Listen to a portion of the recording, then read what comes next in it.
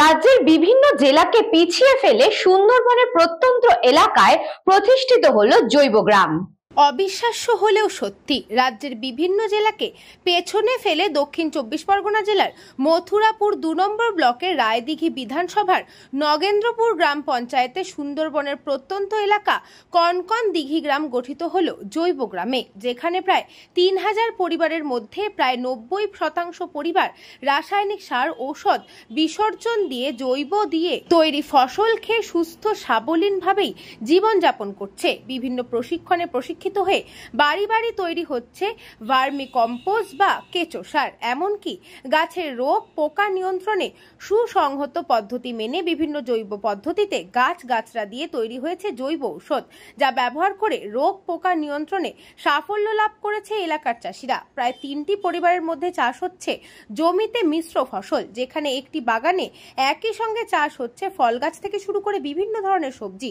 মিশ্র ফসল দীর্ঘমেয়াদী এবং স্বল্প মেয়াদী ফসল। একই জমিতে লাগানো হয়েছে জামরুল সহ বিভিন্ন ফলের গাছ, যা আস্তে আস্তে বড় হচ্ছে, এবং সেই গাছের চতুর্দিকে লাগানো হয়েছে শসা, কুমড়ো এবং বিভিন্ন শাকসবজি। শসার জন্য জাল দিয়ে তৈরি করা হয়েছে মাচা, কুমড়ো গাছ নিচে ফলন দেবে এবং বিভিন্ন ধরনের শাকের চাষ করা হয়েছে। মাঝখানে যে লিচু গাছ রয়েছে, যা প্রায় 4 বছরের পরে ফলন দেবে। প্রত্যেকটি চাষের ক্ষেত্রে ব্যবহার করা হয়েছে ভার্মি কম্পোস্ট, নিজেদের তৈরি করা কেঁচো সার। বাগানে মাটির তলাতে রয়েছে এরিগেশন পদ্ধতি, যেখানে মাটির তলায় রয়েছে পাইপ বিছানো, যার ফলে অল্প জল একই জায়গা থেকে মেশিনের সাহায্যে বাগানের চতুর্দিকে গাছের গোড়াতে ছড়িয়ে যাচ্ছে। মুক্তি নামক সংস্থার উদ্যোগে মিশ্র চাষের প্রশিক্ষণে প্রশিক্ষিত হয়েছে এলাকার বহু চাষী।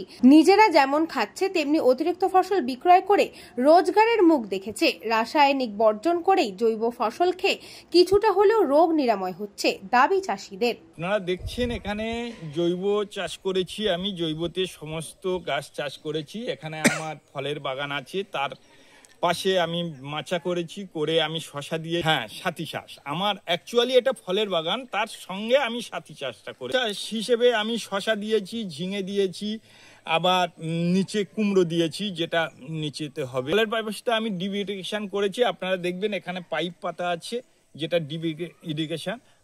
আমার পুকুর, ছোট পুকুর, এত বড় চাষ আমার অল্প জলে চাষ করতে হবে, একদম সম্পূর্ণ জৈব চাষ। আপনারা দেখছেন আমার এখানে ভার্মি কম্পোস্ট আছে, সেই ভার্মি কম্পোস্ট দিয়ে তৈরি করা হয় এবং সেই ভার্মি কম্পোস্ট দিয়ে আমরা চাষ করি। আমি ট্রেনিং পেয়েছি, বিভিন্ন সংস্থা থেকে পেয়েছি, সাথে এখানে মুক্তি নামক একটা সংস্থা আছে, সেখান থেকেও আমরা ট্রেনিং। এখানে 3000-এর মতো পরিবার আছে, প্রায় 90% পরিবার আমাদের অর্গানিক। এটা জৈব গ্রাম বলা হচ্ছে, এবং আপনি প্রত্যেকটা বাড়িতে গেলে দেখবেন জৈব চাষ করে।